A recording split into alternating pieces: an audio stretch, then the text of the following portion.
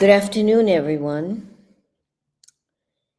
This is something that is a long time in coming. I wasn't able to do it until now. So I greet you anywhere and everywhere in the world to share with you the story of my 8.5 years in Italy. 8.5 years of what I thought was going to be really forever, because my dream for years and years and years was to bring bel canto to the crib, the culla of the voice Italy. So the story begins in 1982. And I lived in Italy and worked in Italy and did 150 million things that were wonderful and great in Italy until the moment when basically I was threatened. And I don't want to go into that story at all, but I was told everything will stop for you because I didn't accept working for somebody instead of keeping my own company that at that time took me 8.5 years to build. And I was told, well, if you don't go away or if you try to stay, we will stop you anyway. So basically, in 1989-90, came the move to Budapest. And those were 2.5 years of horror, even though in those 2.5 years, I did some marvelous things. And also that I really don't want to go into. Then I got an invitation from the Ministry of Culture to Kiev. And they moved me to Kiev, me and my paintings and my records. Another big move. Then after 2.5 years of going Kiev, Mexico, the States back to Kiev, my mother became very ill. And on my way back from Mexico, my daughter then told me that my mother was extremely ill and had a triple bypass. So I stayed in the States. I was ready to go and leave back to Kiev, where I loved being, where my career and my work and everything that I could possibly want was there for me. And when I was just about ready to leave again, to go back to Kiev, I received a phone call that my daughter was terminal, that she had 4 months to live. So I stayed again in the States, stayed in Florida, be with my mother, tried to get my things out of Kiev, couldn't get my money. So I went back, got my paintings, got my books and my records, came back to the States, began a whole new life with practically nothing. My student from Mexico informed his maestro in Miami that I was there, and because And so everything began to move again in the States. Then from Hollywood, I moved to Plantation. My daughter passed away, Aleh Shalom, on Thanksgiving Day, 1996. And then came a move, very, very important, because I was in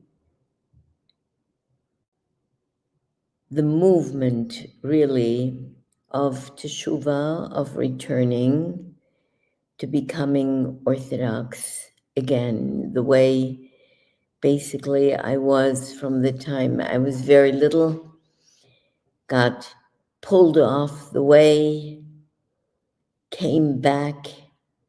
And so in 2006, actually 4, but altogether in 6, I moved to Crown Heights, lived in Crown Heights until 2010,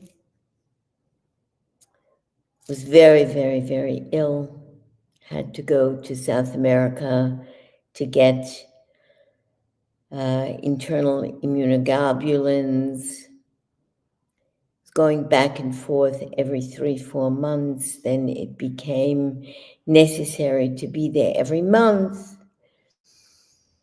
I couldn't do it, so made another container, went to Montevideo, bought a house in Montevideo, stayed in Montevideo 2.5 years, needed to go to Israel. So in 2010, left Montevideo. There's a big story in between. Went to Israel, lived in Israel in Tzfat from 2000 to 2013, was very, very, very ill. Was told that I had to leave Tzfat. It was too high for me. Came to Tiberias, stayed in Tiberias until 2016. And there, the story really begins. My Italian experience, again, because Italy is part of my essence. And I found, again, in Italy, the place where it all began. And that is Bova Marina, Parco Archioderi, the synagogue built in the 1400s. And there I found the piece of my soul that was so powerful to bring me back, really bring me back to that place and the city 40 kilometers, 45 kilometers away, Reggio Calabria. So Bova Marina happened on the first big trip that I made from Israel to Reggio Calabria, where I was invited to do actually it wasn't Reggio that invited me, it was Città that invited me to come with my Torah and open it, teach from it with an introductory level of Rav Shmuel Eliyahu, chief rabbi of Tzfat, one of the chief rabbis, one of the biggest rabbis in Israel, and one of the members of the rabbinate in Jerusalem. And he basically, in his introduction to me, or for me, wrote, open, teach, and bring back this, bring back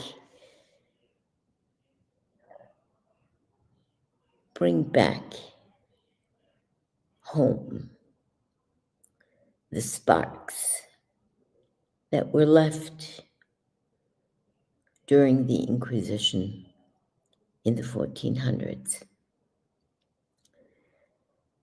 There are probably many, many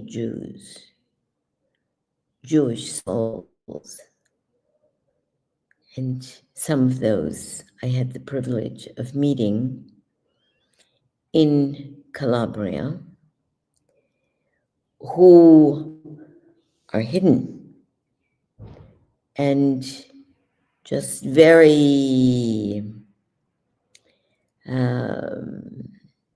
quietly and secretly reveal that there may be memories inside them that make them look for and search for a Jewish identity and a Jewish heritage, but that's not for publication. That's very, very private. And slowly they begin arriving at my doorstep. And of course, others that are simply interested in what this Jewish woman, Orthodox Jewish woman, alone in a city, in a region that has absolutely nothing to offer her as far as the Jewish community is concerned, as far as kashrut, kosher living is concerned. What is she doing with a Torah in this area, looking not openly, but doing her own work and being open to sharing with whoever wants, whoever wishes, whoever is interested, her culture, her knowledge, her home with others that basically have nothing to do with her except be interested and not looking for anything, not money, not basically nothing, just being there and sharing what it is that they might be interested in knowing.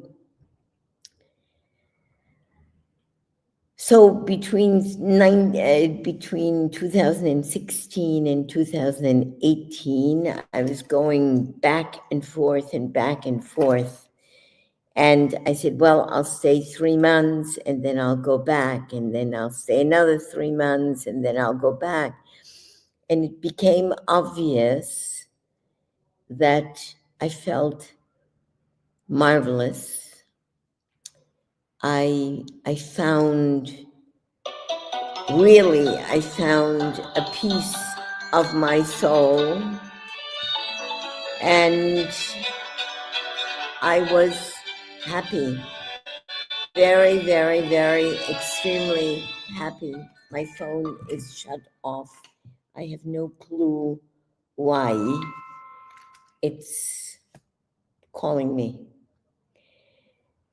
As usual, it's interrupting the flow when I don't want it. So in 2018, I made my 12th container, and I said, I'm going to stay. I gave away a lot because the apartment that I had was furnished very nicely. And there I began my real Italian experience again. And, you know, it seemed like that was going to be my way, my mission, my work. Obviously, my students from all over the world came to Reggio, came to learn, loved the place. I found extraordinarily marvelous people, friendships. I felt very, very much part of the society, very much part of a home. I moved again to another apartment. I really built a stupendous room on my balcony, on my terrace the terrace was 155 meters. And I built an extraordinarily beautiful room that was going to be open to the public, of course, that was going to invite authors and artists and writers and poets and to share their knowledge and their wisdom and their art with others. And that was going to be it. 5 years ago, I wanted, and this was something that was very, very dear to me, I wanted to create a competition for the poetry of the Shoah. And I was told, it's not possible. You can't do this in Reggio Calabria. I said, yes, I can. And basically alone with a few people who believed in the project, spurring me on to go for it, I did. I went for it. I paid for it. I worked for it. I put my heart and my soul into it, and it was marvelous. I published the first edition of the award ceremony, the poems that won, hundreds of poets that came to write about the Shoah, about the pain, about the horror. I went to schools. I talked about my life as second generation, I gave 100%. The first award ceremony was during COVID, and it didn't stop us. It didn't stop me, and it didn't stop the people that were around and that were supporting what I was doing. And this went on for 5 years, and hundreds and hundreds and hundreds of poets, Bova, the upstairs Bova, then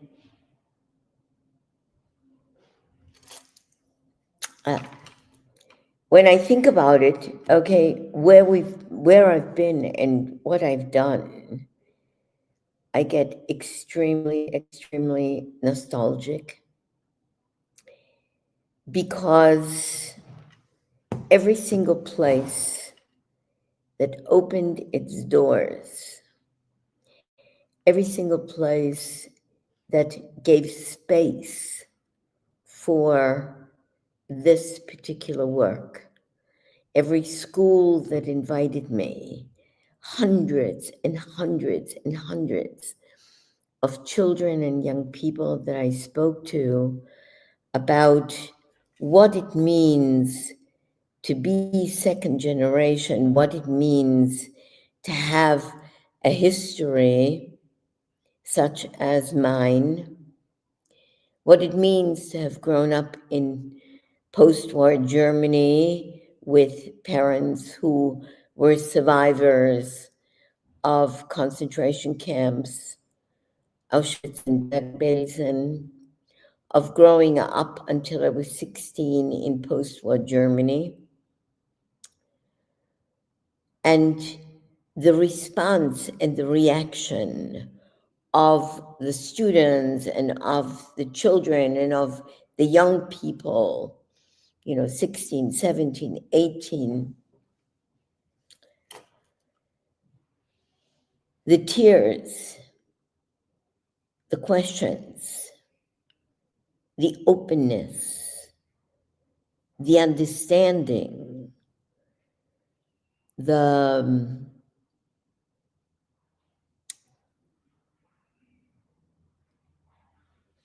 understanding more than anything else, the hearing truth from someone whose family actually went through this, someone that actually lived with and was educated by and heard from firsthand everything.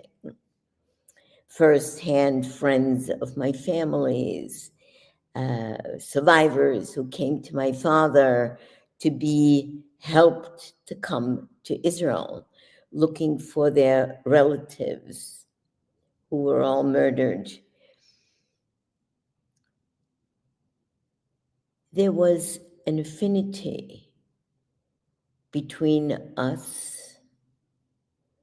There was a knowing and an understanding between us that, yes, I was different from them, but we had something grand in common, and that was feeling and understanding of each other and wanting something, and that was peace. And then I became ambassador of peace from the Universal Peace Federation in Italy. And all of the things that I did were always co-sponsored by the Universal Peace Federation. And awards were given by the Universal Peace Federation to poets that were chosen by the judges, not me, but by the judges of the competition. My vice president for the first 4 years was an excellent poet, an excellent personality that I met right at the beginning of my my second Italian experience, Antonella da Finotti, who was very, very helpful in guiding and finding other people that were willing and ready to associate themselves with the competition. And here really the story begins just at the beginning to unfold, that from the time that I got there, the Jewish community in Rome and all over Italy never participated in anything that I did. If anything, tried to stop and interfere with what I did, even though I invited them, and even though I opened the door and wished so much for them to be part of this work. And basically what I received from the beginning is a very, very, very different response than what I ever expected. And of course, the most difficult thing for me to accept right from the beginning was the negating of the Jewish community, and especially Rome, to anything that I offered and that I wanted to do. The community that is responsible for the southern part of Italy is Naples. And from the very first competition, they tried to interfere very negatively. And at the end of the day, I managed to get out of this, and I managed to create a bridge between the community, the Jewish community of Naples, and the region of Calabria. It took a lot,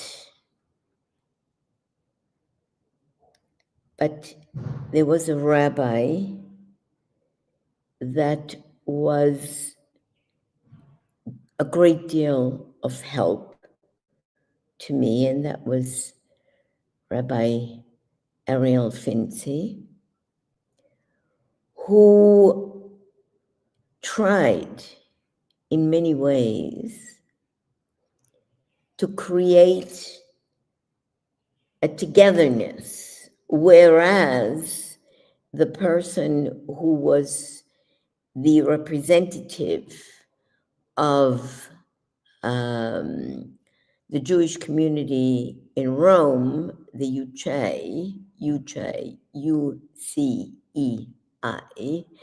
the UCEI, wanted absolutely nothing to do with anything that I did and tried to stifle every single thing that I did, to the point where, from a political point of view, it became extremely, extremely difficult. And the interference of the negative into the competition really left me very, very sad to begin with, obviously very sad. But this person and his various political partners made my life for the whole time that I was in Italy very, very, very difficult, and did not allow me to get much, much more support than I actually got. And that was painful, but I didn't allow it to interfere with where I wanted to go.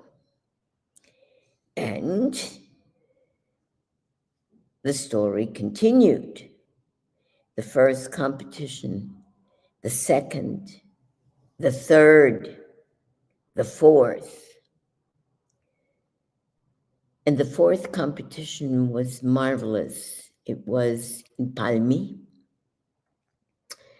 And there were more than 250 people at the presentation of, obviously, the poetry, the poets, and also the fourth edition of Solo le farfalle sono libere, only butterflies are free, which is the name of the book that I published every year with the winning poetries and the various comments of the judges. And in the fourth edition, there is even a comment by the chief rabbi. There is a comment in Rome, Rabbi Disegni, who wrote something. Then there is a comment by the ambassador of Israel. The embassy, the Israeli embassy, was really cut off for me by, let's say, whoever, but I couldn't get near it, even as an Israeli citizen, even as a Jew, even for the non-political but cultural things that I tried to do. I couldn't get any kind of support from the embassy, except for the first competition, because there was somebody who really tried very, very hard to open the door for me, but at the end of the day, did not succeed. The contra, the against what I was trying to do and why I was trying to do it, was interfered with on a political basis by the UJ and by the person who represents the UJ in the sound, in the South, not in the sound, I have sound in my mind always, in the South, and his name is Roque Pugliese.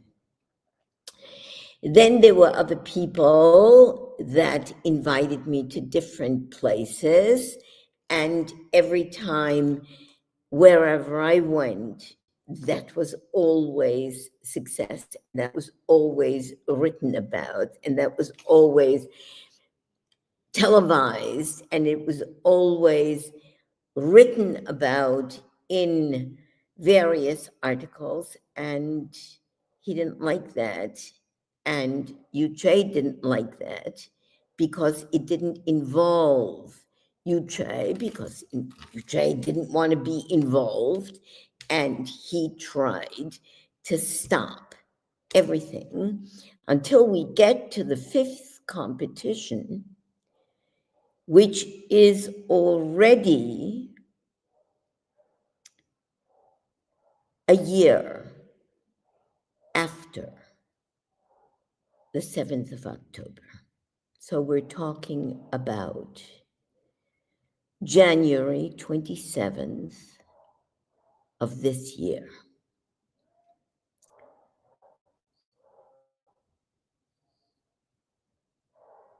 I promised in Palmi that I would have the competition, I would do the award ceremony in Cosenza, because the president of Italia Israele, very, very, very known and important association in Italy, Lucia De Fiore, came, was very, very desirous, extremely desirous, and said in front of the public that the next competition and the next award ceremony would be in Cosenza. And I agreed. And since in Cosenza I had no connections whatsoever, I felt that it was necessary to have a very connected person, president of Italia Israele Cosenza, extremely active everywhere, as my vice president. And so that's what I did. I informed Antonella Da Finotti, of course, who has no serious contacts in Cosenza. I, who had none, except for Lucia De Fiore. So I said to her, I said, for the coming year, Lucia De Fiore for Cosenza is going to be the vice president. And that made 100% sense to everybody, because obviously the contacts that I needed politically in order to have the competition and to do what I was doing the 4 years past, there had to be somebody from Cosenza that was very well known, that was politically very connected. And so we went that way. That was a serious story. It was a serious mistake. It was a painful experience, because not that I did not realize, because in my own personal relationship with people from Reggio and from the various communities, after October 7th, I saw an immense, immense change. basically, the personal relationships that I had were, if not totally constricted at that point, but they were to 70%, 80% non-existent. In other words, the people that supported my work at that time before October 7th with great enthusiasm in everything that I was doing withdrew personally, withdrew socially, and for me personally, that was an extremely difficult thing to accept, that on Shabbat, Friday night, I didn't have guests, and on Saturday, there were no lessons in my house, and that carried over to invitations that I would receive from the schools, from the institutes, conferences that I was doing all over the place. By the beginning of the second year after October 7th, there was nothing. And I was already suffering, obviously, the year after October 7th, seeing and hearing and realizing what was happening as far as social commentary. I don't have to tell you, you know very, very well.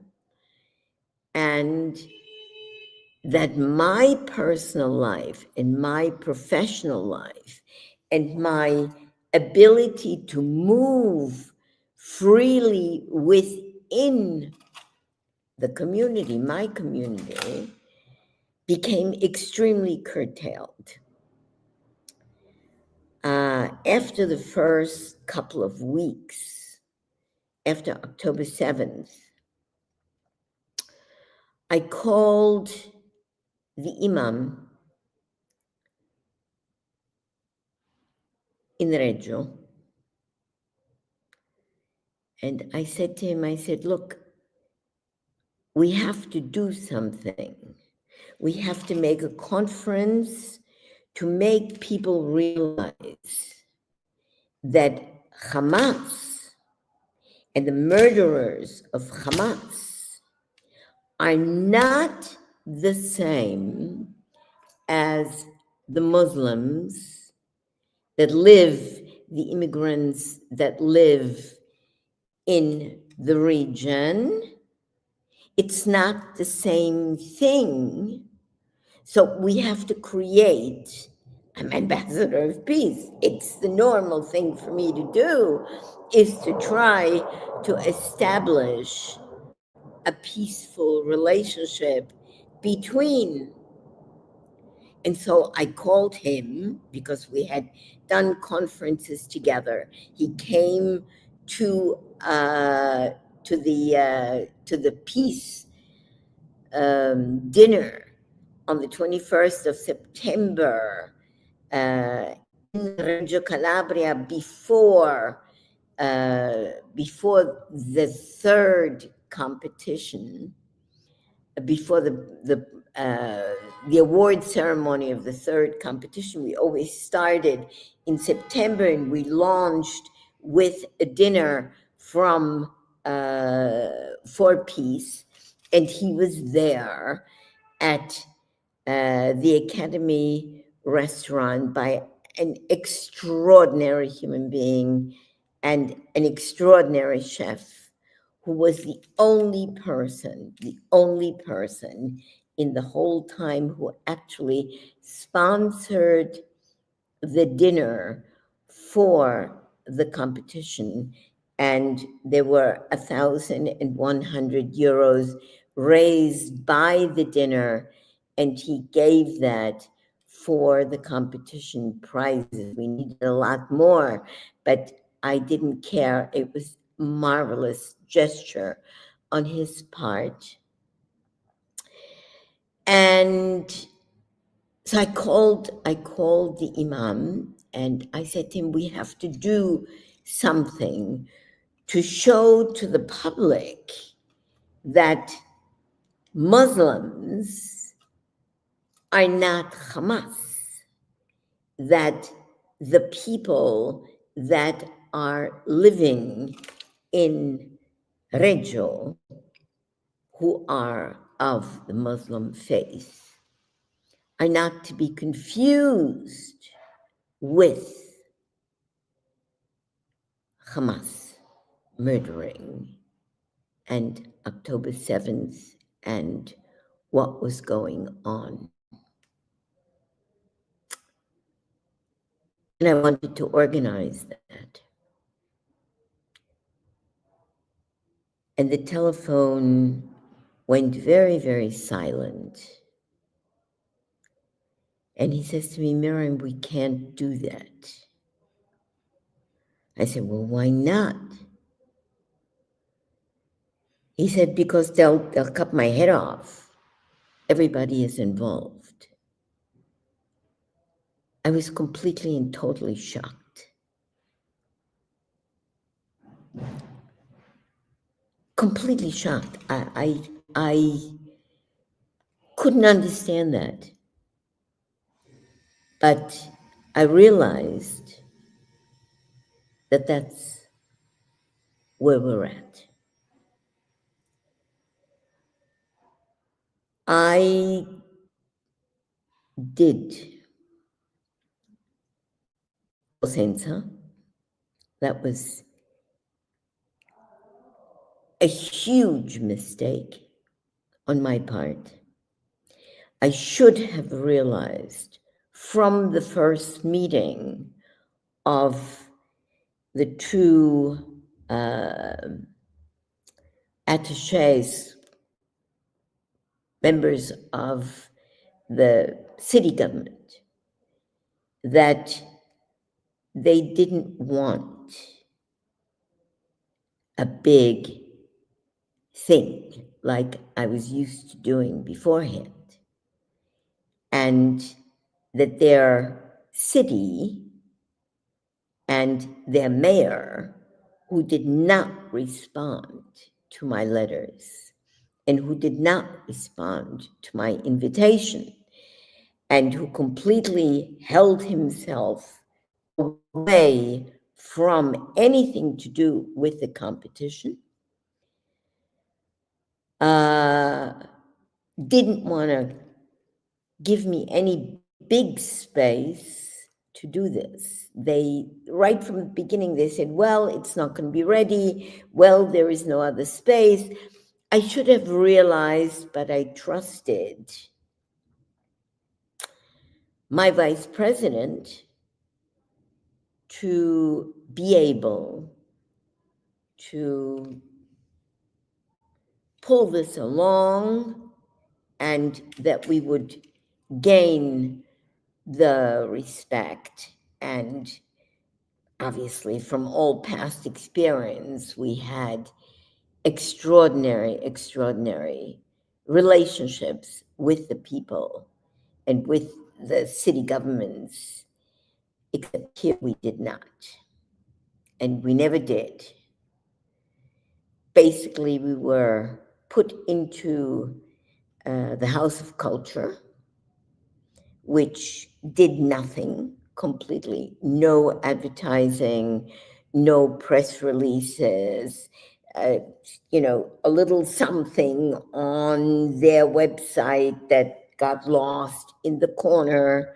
I was able to invite only 99 people. They all had to be reserved. And since there were 82 prizes to be given, obviously there was no response and no going along in the city, and there was no happening other than this event that was basically maneuvered and manipulated to the point where if I didn't stand up for myself and for my competition, I would have gotten lost completely. But I didn't.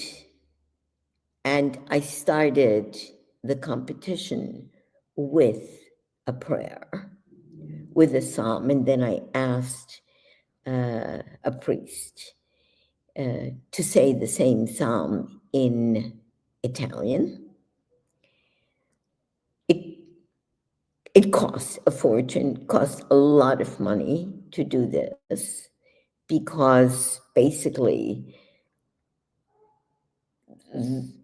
all of the expenses, the prizes, the trips, the staying, the taking people for dinners was all mine. And basically, from the first dinner, which was obviously the 21st of September last year, instead of being 80, 90, 100 people like we had before, we had 22 people. So it should have, at that point, I should have realized that something was not right. But being always in the positive, I listened to people around me, of course, including my vice president. It'll be good, it'll be all right, it'll be fine, you'll see. And I tried in all ways, obviously, to do the right thing. And it was not right, and it was not good. There is, of course, a video, as I did every single year, of the entire event. And if you see it, you will see that there is something great that is missing and lacking. And this was the first time that the host city did not award me the competition in any way. Not a plaque, not a piece of paper, not even an article in the paper. Nothing, zero. The only article that came out was that I had arranged with Universal Peace Federation to award Ambassador of Peace to my vice president, who was then president of Italia Israele, but she had already dropped the Italia Israele, and she called her association by the name of Angelo De Fiore, a just one, who is obviously a member of her family, a just one recognized for his work and for his saving hundreds and hundreds of lives of the Roman Jewish community by giving passports, and he was a policeman, and the association Italia Israele was dedicated to him. But by the time we got into the second year of after October 7th, the Italia Israele was already very, very much lower on the agenda. And of course, Angelo De Fiore, who had mega reason to be honored in every way, shape, or form for what he did by Lucia De Fiore, for the marvelous work that she has done and does for his memory. But it became, as far as the competition was concerned, not a conversation. The only article that came out was that Lucia De Fiore received the honor of becoming an ambassador of peace for the Universal Peace Federation. It didn't talk about the competition. It didn't talk about the people who won. It didn't talk about the fifth edition of Solo farfalle sono libere, only butterflies are free. It didn't talk about anything else but that she received the honor of, the great honor of becoming an ambassador of peace of the Universal Peace Federation, and that obviously I was the one who suggested that. This was greatly painful for me. It was greatly painful for me. And to see that in all things, the city of Cosenza or the region of Calabria or the people, the public was in non-response. Not only that, I received a letter, or my communications director at that time was Maria Grazia Carna, a marvelous journalist, extraordinary human being, received for the invitations, obviously, that we send to every community, every Jewish community in Italy. Obviously, chief rabbi on down to everybody. We received a letter from the UJ telling me to absolutely not permit myself to do this competition, that it was the UJ who was allowed to speak and teach about the Shoah, and that the money that I was making, they wanted to know where all the money that I was making was going. In other words, it was a letter of accusation, a letter of immediate stop.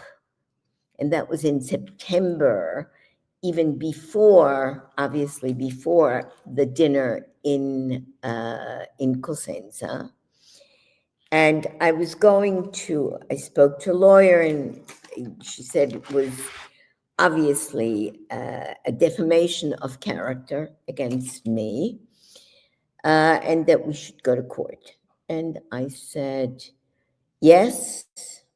And then I thought about it, and I thought about it, and I thought about it, and I said, this is not the time to do that. We have enough problems as it is. It was just really the beginning of the public, quote unquote, vocal awareness, and the things that happened in Israel became very, very, very populist. And the pro-Palestinian movement in Israel became, in Italy, became very, very, very much more powerful than the year before. And the atmosphere completely changed. And I went on, and there were hundreds of poems, and we had 82 prizes, and I had a lot of expense, and I realized that I had very little else, and certainly no support, if anything, great negativity against the work. But I decided not to go ahead with a trial, with a real discussion of the defamation of my character. And I let it go, and I said, okay, if they feel that way, then let them sue me. Of course, there's another rabbi at that point, another chief rabbi in Naples. Naples, since the first competition, had nothing to do with anything that I did, was not, of course, always invited, always asked to join, but basically refusing, if not openly, by just not being part of course, no UJ. But I went on, and I wasn't going to let go of the competition in any way. I suffered terribly. It was extremely painful. And after the competition, I began to realize that I wasn't being invited anymore. I wasn't doing conferences anymore.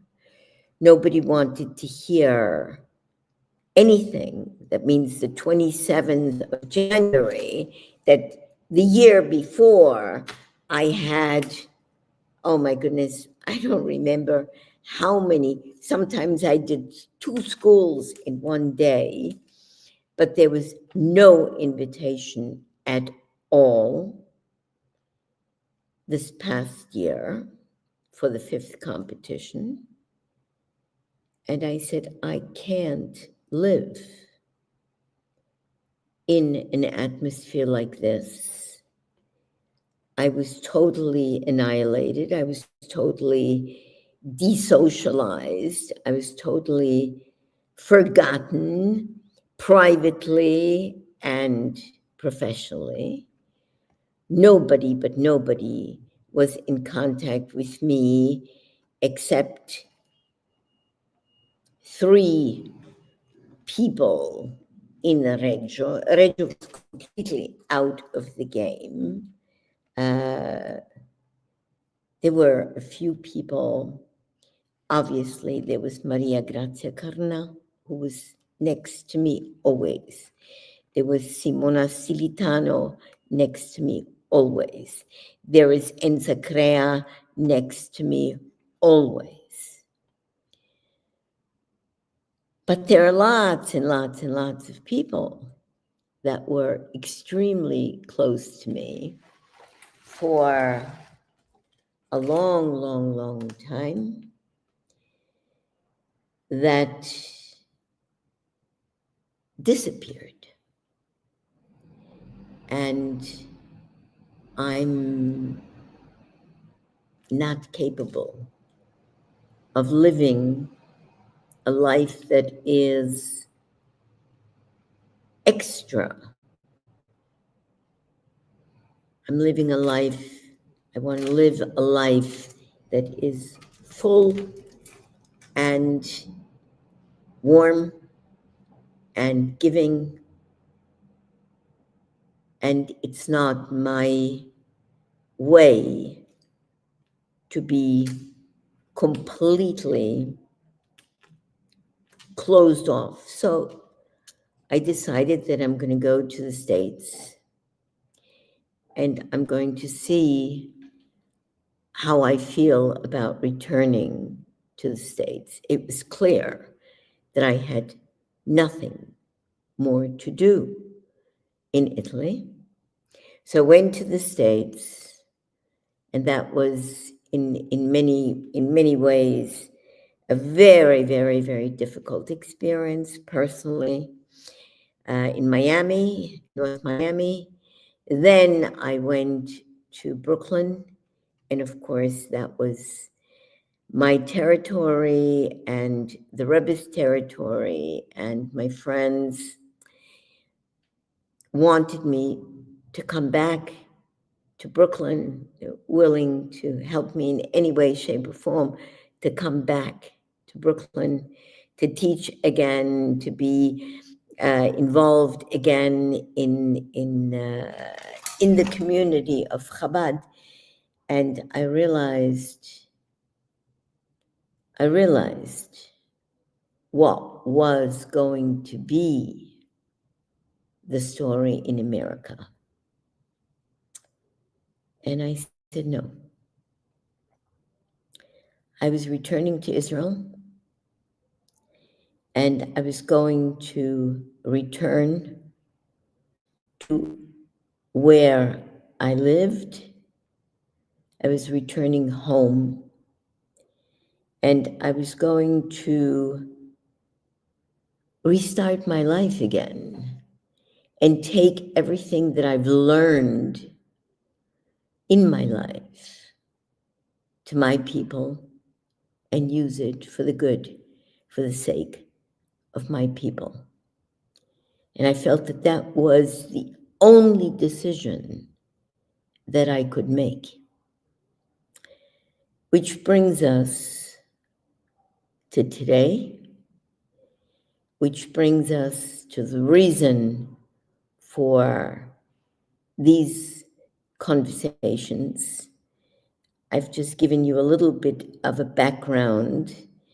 As we go on, I will become very specific about the various things that I did that were just extraordinary and kept me there thinking that I was making a contribution to my country, Israel, and for Italy, because my work, as far as the voice is concerned, as far as poetry is concerned, everything was in Italian.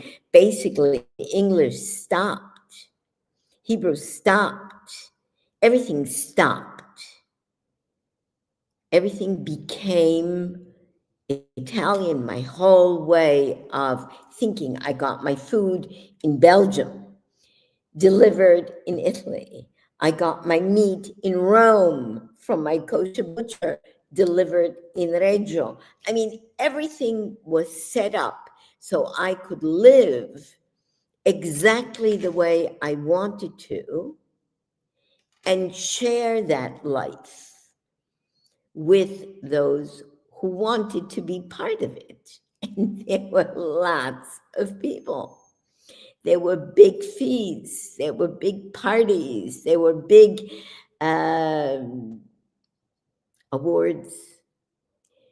There was a life that I thought was going to continue in that way, and Hashem had completely other plans for me.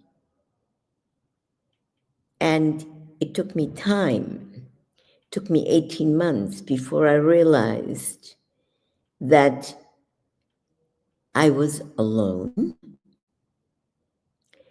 that I was in danger, that my being and doing things would put other people in danger. And I realized that I was waiting for 8 years for a big exhibition in Rome.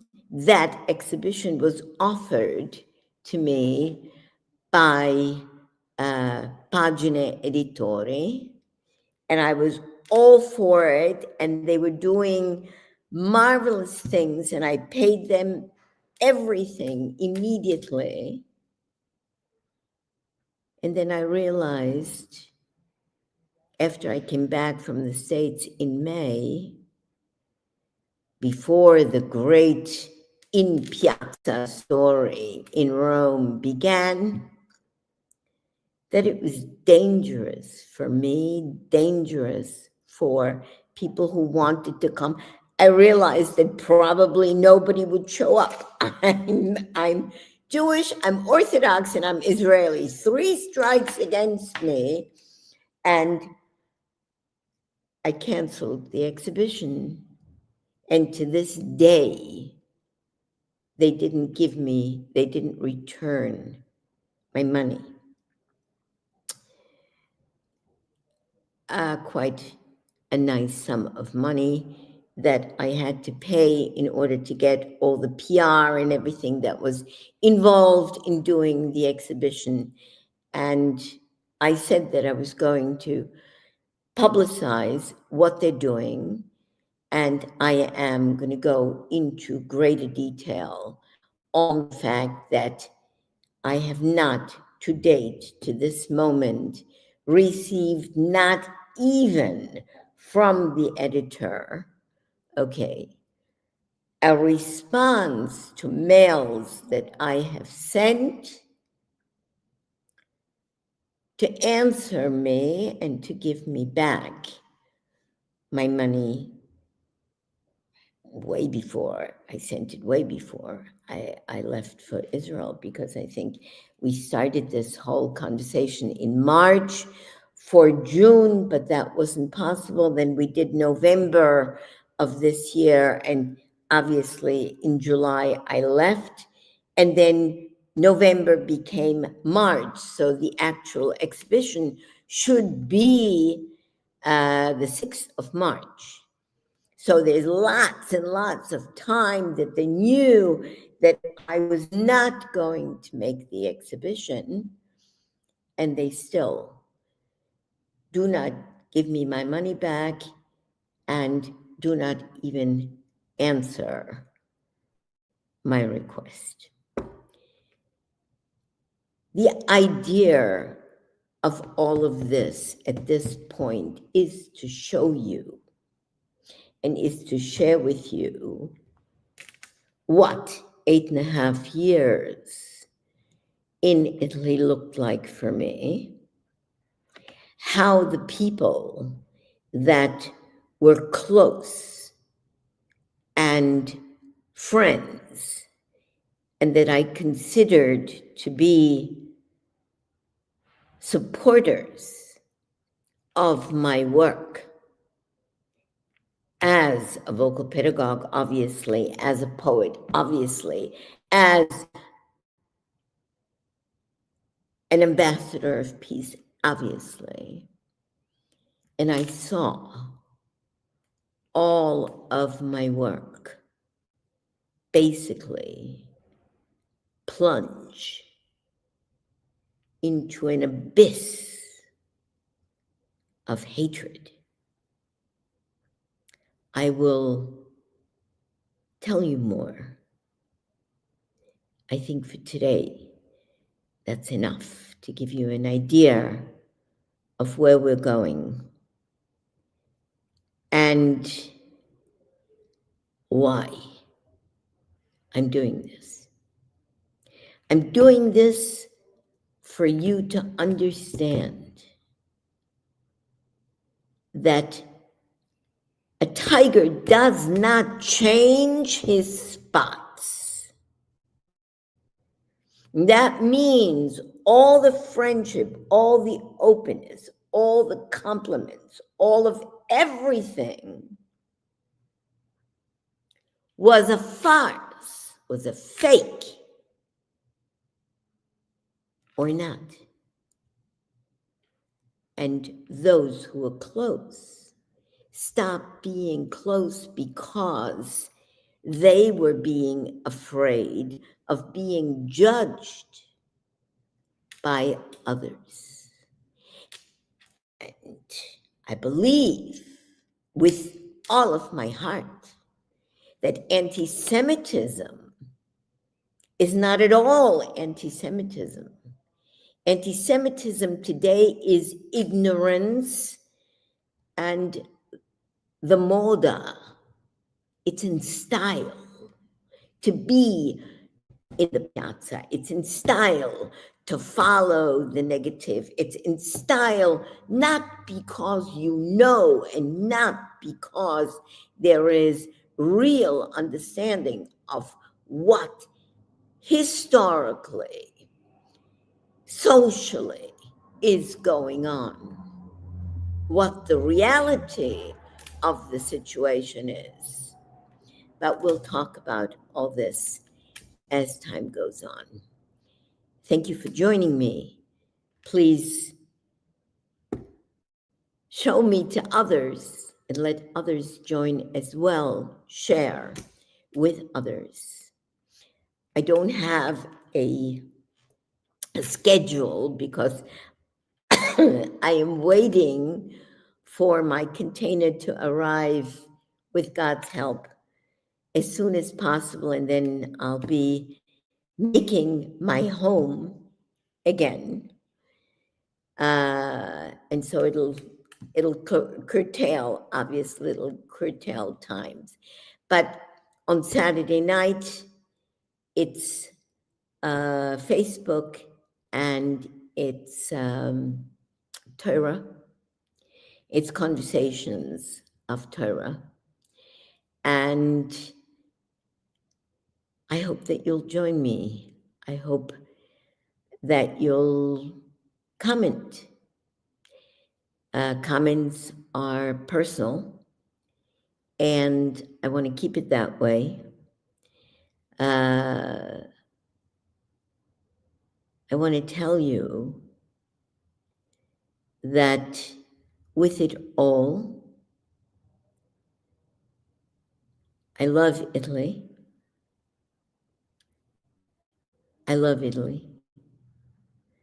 I respect Italy for all the great, wonderful music and voices it has donated to the world.